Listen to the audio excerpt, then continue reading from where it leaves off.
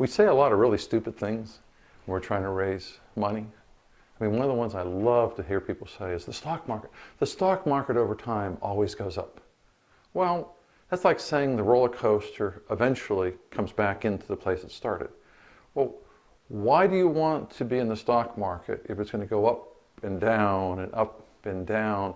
You know, you're going to get, you know, what if you want to get off the stock market? What if you want to get off the roller coaster, I should say? What if you don't want to get sick riding it?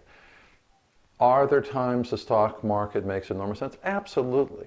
But we need to think about some of the analogies we use, some of the statements we use. We've gotten lazy in the financial professional area. We tend to use these things that we heard that maybe made sense 30 years ago. They certainly don't make sense today. We need to think about it not from what we were trained when we were selling life insurance, when we were first selling mutual funds, or we were selling Reg D offerings, or non-traded REITs. Oh, I love the non-traded REIT ones we used to say. I mean, I was guilty of this. I sold this stuff at one point. The good thing with a non-traded REIT, you can put it on your net worth statement at $10, and it's still going to be worth $10, 10 years from now, 5 years from now, a year from now. Wait a minute, it was never worth $10 to begin with, because you're putting 85 cents into the ground, it's worth $8.50 the day that you buy it. So we were misleading them. Is it true that it didn't change value every day as far as a public value? True, but we were misleading folks. When we talk about the stock market always going to go up over time, well, that's great if the time that when it's up is when you need the money. But what if it's in a down cycle, the year that your kid's going to college, you need money? You've really misled them. And now we're in a world where people are starting to remember. People are recording things on their telephone when you're meeting with them. Having been expert witness recently in 2 different cases, the whole issue of suitability, which you would have thought was fairly narrow. I mean, are they sophisticated? Do they have the net worth to be in the deal? Is being interpreted when you get into these arbitrations of, did the deal go bad? And would this person have invested in a deal if they knew it was going to go bad? Of course not. So by definition, suitability means you're always wrong.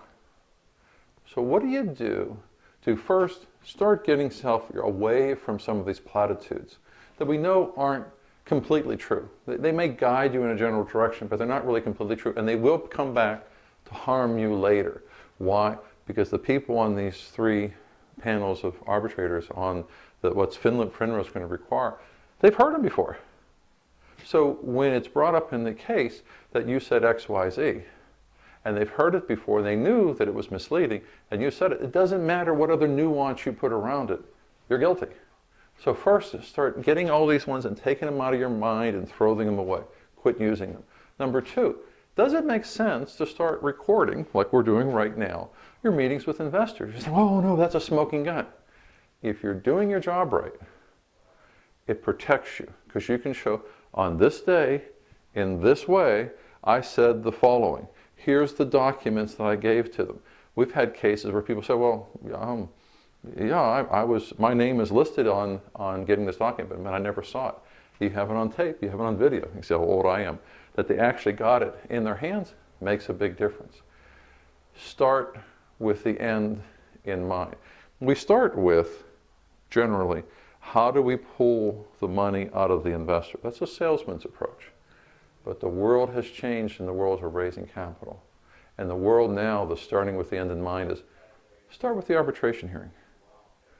What is going to be heard or said when I'm trying to defend my position as somebody has raised capital? What evidence do I have to show that I met all the requirements? I wasn't using a bunch of platitudes. They did get a copy of the investment vehicle. These are the kinds of things that the world today is all about. If you and I want to stay in the business, we need to start thinking that way too. Thanks.